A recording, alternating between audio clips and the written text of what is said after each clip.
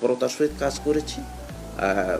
বাকি আরও যেগুলো এটার সাথে কারা কারা জড়িত আছে, আমাদের সাসপিশন রাশি অনেকের অ্যাগেন্স্টে।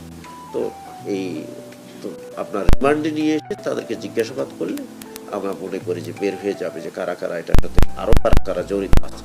টাকা ছিনতাই হয়েছে তাদের যে তারা যে এজাহার দিয়েছেন বা আমাদের জিজ্ঞাসাবাদে তারা বলেছে 1,08,11,000 টাকা তাদের ছিনতাই হয়েছে, ডাকাতি হয়ে গেছে।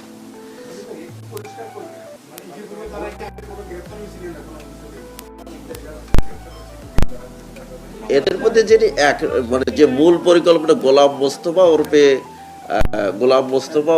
যে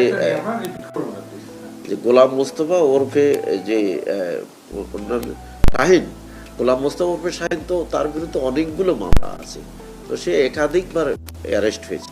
একবার সে অস্ত্র মামলায় সে গ্রেফতার ছিল, তার বিরুদ্ধে অস্ত্র মামলাও রয়েছে।